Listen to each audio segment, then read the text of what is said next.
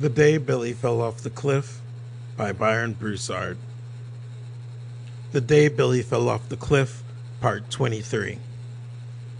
A voice from outside here again to explain some more of the goings-on. So, a little foreshadowing going on with the growth of the story. Billy and the group are going to help the Flaming People bring out their intuitions, and the landscape will grow a perspective.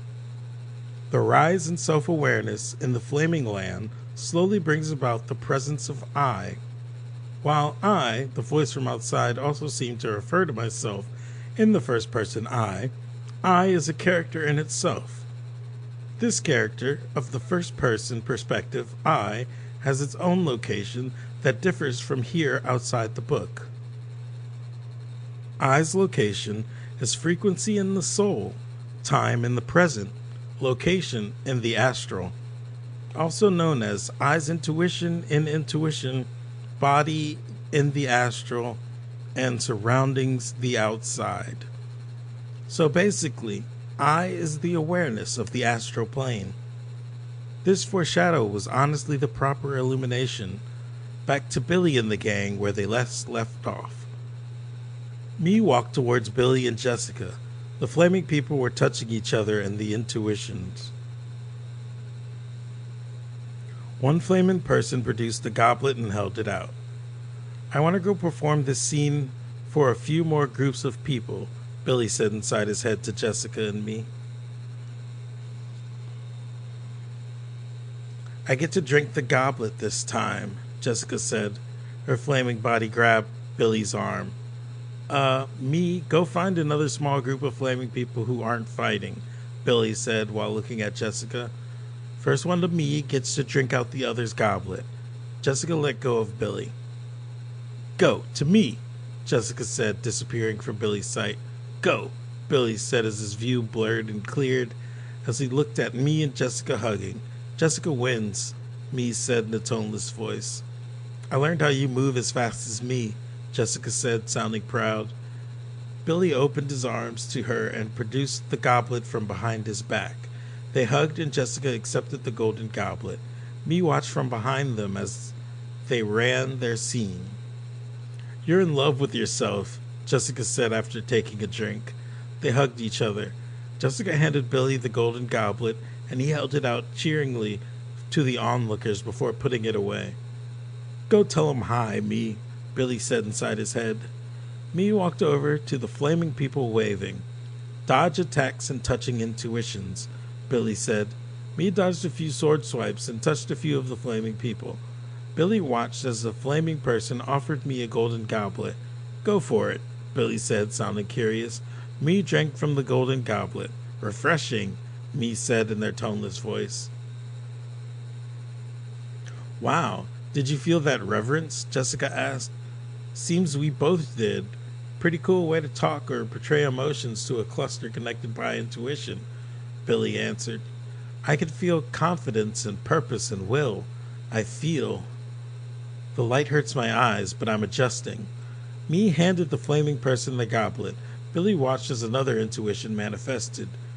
Do you think we will need to protect the immortals who are over the war? Jessica asked. Billy looked at her. I doubt it, Billy said, looking at the new intuition that was waving and moving its lips as it talked to the flaming person it was connected to. But if you are just looking for something to do, checking on them wouldn't be a waste. We aren't getting the names. We aren't getting their names. What's the simplest way to keep track of them? Can you handle that part, me? Jessica asked me. Of course, Jessica. Just ask about the new intuitions and I'll check on them for you and report locations and everything, me answered. Are we racing to the next group? Jessica asked, grabbing Billy's flaming arms in her flaming hands. Billy smiled. Jessica was smiling as well. Me laughed. Next group will be in the sky, and we don't race until me says they're there, Billy said slowly. Billy and Jessica stood side by side as me zoomed off into the sky. Go, me said. Billy's view blurred and cleared with me in his vision floating next to 7 flaming beasts. Billy turned his head to see Jessica as a flaming beast flying close behind him. "How the hell are you flying right now?" Jessica asked. You are a flaming flaming person," Me said to Billy. "I just willed it," Billy said. Billy watched as Jessica turned into a flaming human and fell down to the coals. "Don't let that fall discourage you, Jessica. You'll live up to my awesomeness one day." Jessica's flaming body blurred from Billy's view. Then Billy's view blurred as he flew away from the scene. "Did you hit me?" Billy laughed inside his head. "You deserved it," Jessica yelled back inside Billy's head. Billy appeared back next to me. There were flaming beasts flying around them and a few flaming humans down on the coals looking up towards them. "What is that?" Billy asked, pointing a flaming hand towards a stream of lava. "That's the border of Rick's Island," Me answered.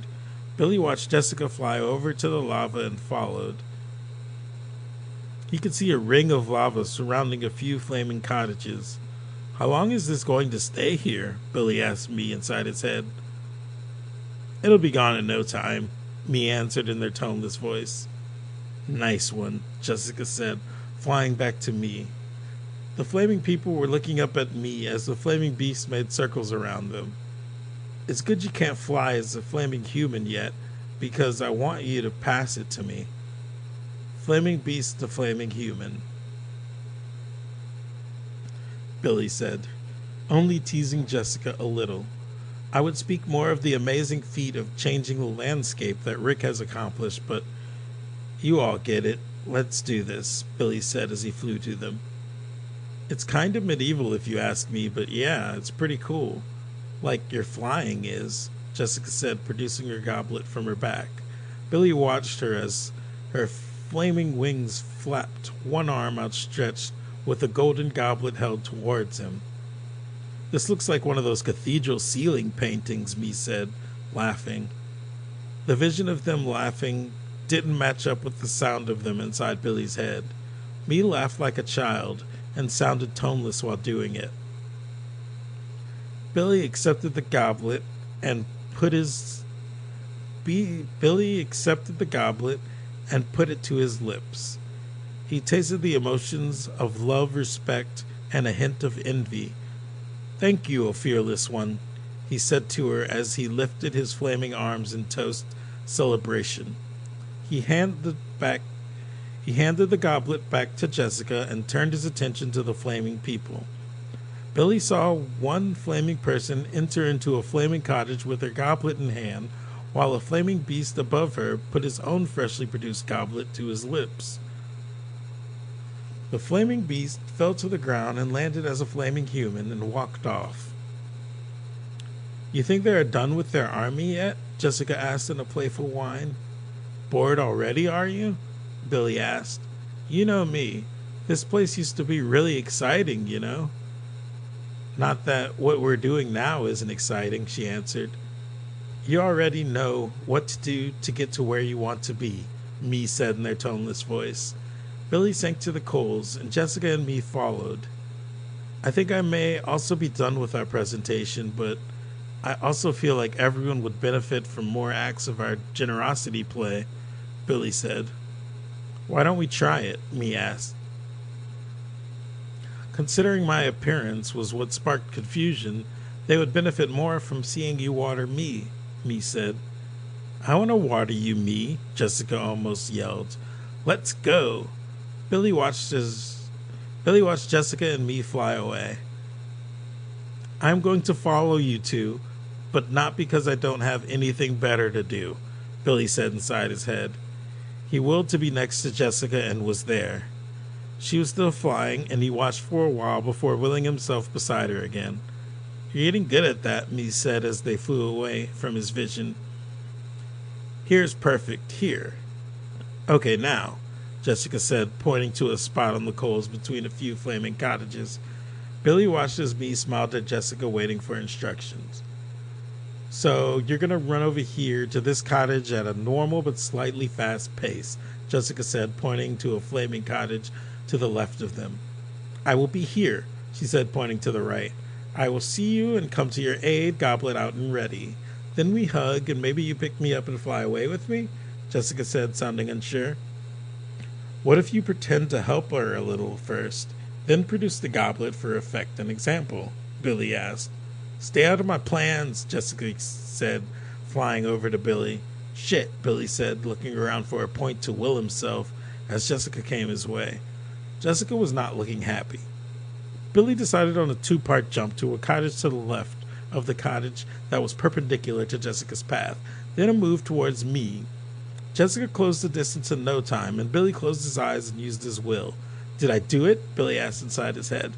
Billy opened his eyes to the sound of the campfire and lone wind. The star was in view. He looked down to see Jessica on top of him with his legs in her mouth. You guys are silly, Me said, walking up to them. Billy stood up and pushed Jessica lightly.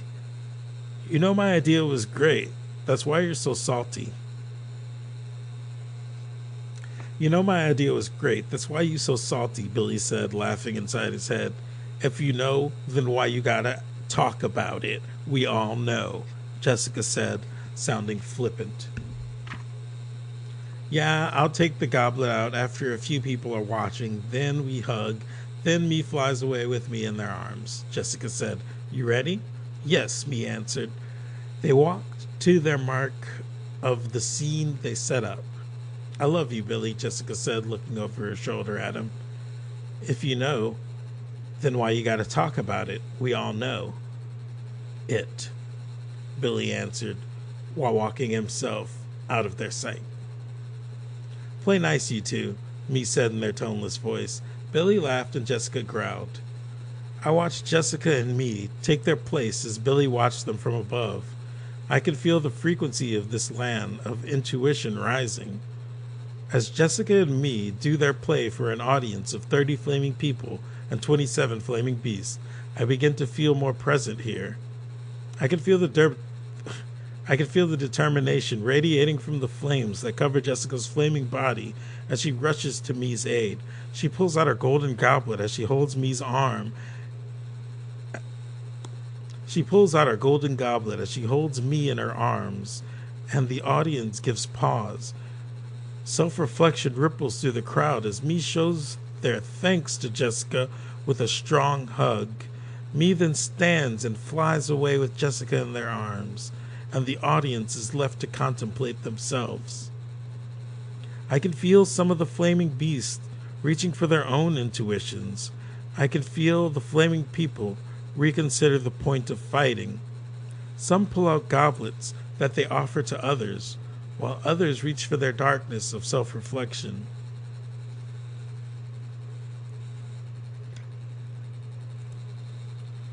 Ellipses. I. Part 1. The flaming land stretched out in a vast space, looking like a flat desert, decorated by coals and clusters of little homes. The lone yellow star in the sky appeared stationarily stuck in the middle of the sky. The landscape changed like the flames of the fire. Oftentimes, there were many flaming beasts and not so many homes. Other times, there were many flaming people and homes decorating the coals. These transitions happened like the tongues of fire. Everything seemed to happen in one space that could be observed, and since there was no time, it looked like a lively fire. Billy burned the brightest through the scenery. The flame would flicker and the scenery would change, and Billy would be doing his thing, in each frame like a vision. It was like a montage of events that seemed to strangely surround Billy, probably mostly because it was Billy who strode the path of my existence, taken back a few perceptive lengths. It was like a dance of essence thrown around a motionless sun, with Billy as a topic.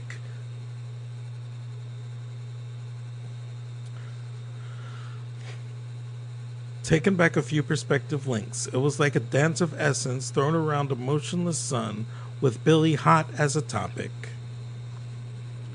Other flaming people, beasts, and the lesser seen skeletons were visible to me, but their actions did not exactly stimulate anything like memory.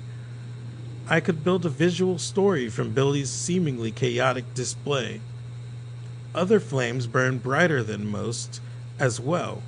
Of course, the people affiliated with Billy and his hijinks seemed to be flourishing on this level. The coals and the star laid the backdrop for what seemed to be ribbons of fire associated with Lisa, Jessica, and Rick.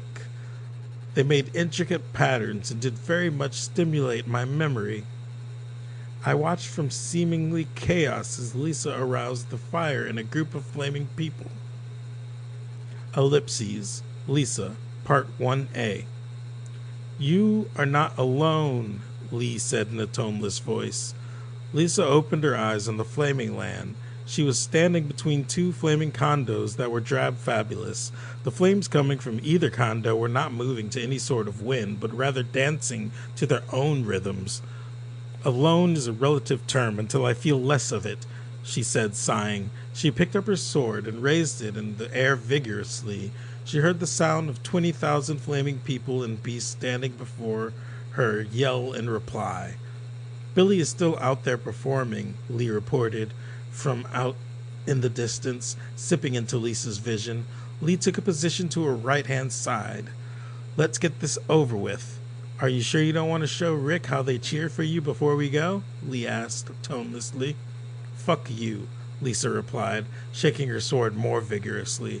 She wasn't exactly mad, but disappointment could translate into aggression quite well. She threw her sword towards Billy and began to run. Lee disappeared. The crowd of flaming people pushed past the maze of flaming condos to follow. Ellipses, Rick, Part 1B. Rick was in constant communication with his intuition. Rick was also a flaming skeleton, sitting in a pit of coals in a pathway between huts. I don't think he is exactly hiding as far as he is observing. Jessica is becoming faster out there, Miss Intuition spoke to Rick inside his head. Do you want to see Lisa's army? Rick rolled over in his hole. His eyelids had been long burned off, but he could regrow them. Instead, he just looked at the flames dancing on the coals and his own bones. Billy is actually seemingly at least a little worried about Lisa's army, Miss Intuition reported. There are at least 12 futures where the battle is glorious still floating around. Rick watched as a flaming beast flew over his hole and hovered for a second too long. Rick yelled a stream of lava from his skeleton mouth that directly hit the flaming beast. He then started the rigorous process of dancing his hole deeper in the coals. Ellipses, I, Part 2. Jessica's trail of flame was the lightest of the significant flames. She moved with a quick and exactness that didn't leave room for the darkening of her flame. She moved with a quick and exactness that didn't leave any room for the darkening of her flame. Ellipses, Jessica, Part 2A.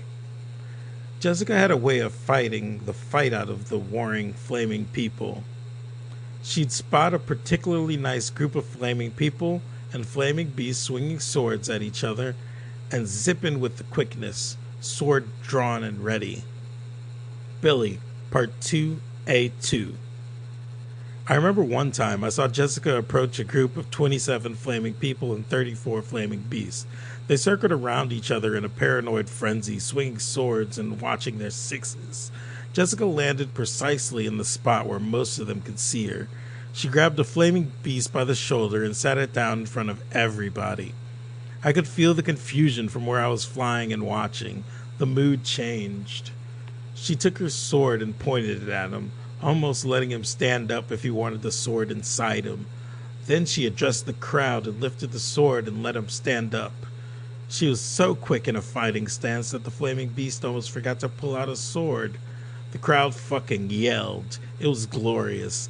I like to believe that the little play of I like to believe that the little plays of Tea Party were the highlight of our acting careers, but we both know it was the glory of the fight. Ellipses, Jessica, Part 2A3. She quickly chops down the chosen adversary, giving them space for recovery as the crowd watches on. She thinks, "Here, let me show you the way," as she slices off body parts with light swings of her blade. The anger that once drove her to fight so well has turned into a healer's sort of sympathy. "You didn't have my teacher," she feels with her mind as chosen. She feels with her mind as the chosen adversary would heal themselves to face her once more. I think this is one more round sort of fellow. I think this is a one more round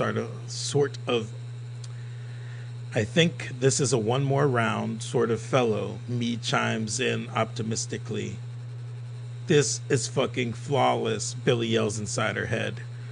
She believes that there is no reason this flaming man turned flaming beast should be blocked from his own potential by the petty things that used to fuel her own fire before Billy. "He fights better than you, Billy. He should know better than you, too," Jessica says after the round is over. She extends a hand where Me appears and pulls out her goblet. Me takes the goblet to the chosen adversary before sharing it with all the onlookers. Ellipses, I, Part 2B. None of the flaming people in the audience dare fight after a scene from Jessica. Instead, there's a sort of party with goblets being shared and shown to the star. Ellipses, Billy, Part 2B. Of course, Jessica is too good or busy or righteous to stick around for the celebration. My favorite part. "Direct your feelings to who taught her efficiency," Me chimed in tonelessly. "I think she should stop to eat the cake," Billy responded while shaking hands with the flaming beast. "These after-fight parties are the bomb." Ellipses, Jessica, Part 2B3. "How the fuck are you finishing over there in time to watch me?" Jessica smeared, landing on the coals and looking over her flaming shoulder. "I found a way to feel the compression of information. That's my intent to share with them." "The fuck does that mean?" Jessica slashed her sword at her target, making a slightly unnecessary turn to see Billy watching from a distance. "Don't be smug," Me interjected. "I think you'd understand it as faith." "I simply initiate contact and send the feeling of teaching," Billy said, appearing at Jessica's side during her battle. He kept a respectable distance. She would have taken him out if she could do it without interrupting her show. "It takes them a few to unpack it all, but overall it's pretty nifty. Stick around after this one if you would." Ellipses, Billy, Part 2B4. "Let's party together," I tell her. I knew she would have apprehensions, but I figured she'd at least stop for long enough. "What do you want?" she asks, like I'd ever tell her before showing her. "Just come here a sec, no bullshit," I tell her. One arm out, palm up. When she finishes and does the toast, she comes my way. "Congratulations and welcome to the party," I tell her as she walks over, flaming sword over her shoulder like a total badass. Then I pat her on the back and disappear. "Enjoy the celebration for a while," I say inside our heads. Ellipses, Jessica, Part 2B5. Jessica turned to look at Billy and didn't see him. "Why do I feel like you just tricked me?" Jessica asked. She felt the feeling of Billy intending to tell her something. "What is this? It feels like you put a mystery in me." Jessica waved her flaming fingers in front of her inquisitive vision. She then made a realization. "Yep," Me said. "Grand, isn't it? You really just taught me how to implant condensed information by implanting condensed teachings. Pretty slick." Ellipses, I, Part 3. Jessica's flame showed up next to Billy and hugged him. Me blurred into the picture and hugged them both. The will of the approaching army was a non-factor to them. They shared a laugh. Ellipses, Billy, Part 3A. "I guess that's the end of our play." "I never wanted to be an actor anyway," Jessica retorted. I suppose now you just walk through the crowds with your arms out like some sort of faith healer. Faith teacher, Billy said in a snobby tone. Thought contagion, me chimed in. They laughed. But will it work against the unwilling? I don't want to be an oracle or anything, but the time is nigh. Ellipses, Lisa, Part 3A. 2. A whole immortal army, and I'm pining for a loser, Lisa said. Story of my life. This is our story now, our time, Lee answered. Find Billy, Lisa said. Stay at a distance, then I'll come to you, and they will come to me. Ellipses, Billy, Part 3A3. Lee showed up to the spot we were celebrating at. I thought he was going to want some cake. I flew over to him real quick with a welcome. Hey, pal, put her there, I said with my arm out. He ran away.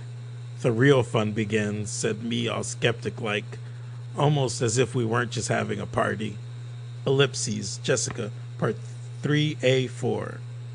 Lisa is here, Jessica said. She drew her sword and swung it as... Lisa is here, Jessica said. She drew her sword and swung it as she flew towards Lisa. Lisa met her with an attempted strike. Hundreds of flaming people and beasts surrounded Lisa, and they all looked at Jessica. The army is here as well. Ellipses, Lisa, Part 3A5. Lisa yelled a battle cry of flames lava. Lisa yelled a battle cry of flaming lava at Jessica. To end loneliness, she said inside her head. Ellipses, I, Part 3B. Hundreds of thousands of flaming people converged on one area. The fight began slowly. It seemed like the army had to be certain who it was fighting. The army circled Billy, me, and Jessica. They then took turns entering the circle to fight. Ellipses, Lisa, Part 3B2. I need at least 3 flaming beasts and 5 flaming people fighting them at all times, Lisa said. Ellipses, Billy, Part 3B3. We were quickly surrounded by flaming people. I could tell right off the bat that they did not plan really well. They sent a few flaming people towards us at a time, while the rest of the flaming people were just a barrier. A waste of potential, if you ask me. I asked me, do you see this shit? Do you see Rick anywhere? Where's Lisa? Ellipses, Jessica, Part 3-4B. Jessica began the fight in one spot. The army did not move her. She watched Billy and me as they tested the boundaries and fought with flaming people. She calmed her mind and put the condensed information of a great teacher into the tip of her sword. Rick is still in a hole somewhere, and Lisa is behind most of the army, me said. I'll teach them, Jessica said. She threw the sword. The sword flew in a curve that reached all the flaming beasts before returning to her hand. The flaming beasts fell to the coals as flaming humans. They looked around before walking towards the perimeter of the army and passing through the crowd. Ellipses, I, Part 4. I watched the now condensed flames of Billy, Jessica, and me as they were surrounded by the army. Jessica's flame began to look more static than ever. Her sword of condensed information made bright flames out of the ones it touched. The new flames looked as if those flaming people were also taught by Billy. Taylor, George, and Frank went off to speak to their commander about their motivations. After Jessica's sword cut off their wings, they didn't really understand why they were fighting about. After Jessica's sword cut off their wings, they didn't really understand what they were fighting about. Ellipses, Lisa, Part 4A. You have company, Lee said inside Lisa's head. What is it now? Lisa asked. She surveyed the battle from the air, giving Lee orders to pass to the army. They practiced many levels of communication before they set out on the main mission. 3 of the flaming beasts that were in the ring have come searching for you, Lee answered. 3 wise men, Lee joked. Fuck do they want? A Band-Aid? Lisa said. The three wise men approached and bowed to Lisa. Lisa fell down to the coals to meet them. They closed their eyes and touched shoulders with each other, one arm extended towards her. Ellipses I, Part 4, A2. The darkness of self-reflection is not beyond my eye. I see it as beams of light with many channels. The closest the flaming land comes to the way I see is the way me sees the screens inside of the star. Many of the beams and channels I have access to are irrelevant, but they cross together with other rays, making the semblance of a screen.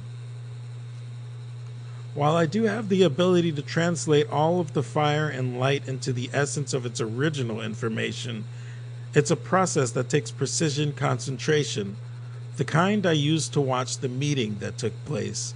The meeting between Lisa and the three wise men connected their four self-reflections. The meeting between Lisa and the three wise men connected their four self-reflections into a hallway created outside of their respective doors. They each opened their doors into the dark hallway and communed. Ellipses, Lisa, Part 4A3. What do you want? Lisa asked. To be your partner, George answered. I don't get what's going on. I want clarity, Frank said. I think I want to switch sides, said Taylor. Hello, three wise men, said Lee. He waved his Vantablack hand from behind Lisa. Lisa took a breath. No, you are a fucking soldier in your commander's war. Treason will be punished severely. Lisa closed the door. Fucking animals. Can't even manifest their intuitions before stepping to me. Rick hasn't manifested his intuition either. I wonder why that is. I'm such good company, Lee said. Ellipses I, Part 4A4. I watched the rejected three wise men leave Lisa and go back towards the ring. They did not stop at the army's perimeter, but entered the ring. Ellipses, Jessica, Part 4A5. Incoming, Jessica said. New strategy? Billy asked. Jessica threw her sword towards the three wise men. Taylor caught the sword and began to do a kung fu-style attack on the perimeter of flaming people. The other wise men put their hands up and continued to walk towards the middle of the ring. Ellipses I, Part 5. When the two wise men made it to where Jessica was, they stopped and were joined by the third. They closed their eyes and touched shoulders. Ellipses Billy, Part 5A. We haven't even been up to the whole war thing for too long when these three dudes come up to us all stoic-like. They closed their eyes and went into the darkness of self-reflection, and I knew Jessica wasn't going to have any of that time-wasting bullshit on her watch, so we sent me. Ellipses, Jessica, Part 5A2. Me walked up to the three wise men and waved hello. They then took the men's hands in theirs. Hello, everyone, Me said. What's this? Frank asked. His eyes are still closed. Me walked up to the three wise men and waved hello. Then they then took the men's hands in theirs. Hello, everyone, Me said. What's this? Frank asked. His eyes still closed. There's an intuition here, but where are their master? Geez, Billy said. This ought to be good. You can open your eyes. We are talking in real time, Jessica said. What do you want? Ellipses I, Part 5A3. The men opened their eyes, and Frank broke the connection. He stepped back towards Jessica, gesturing. Me redirected and round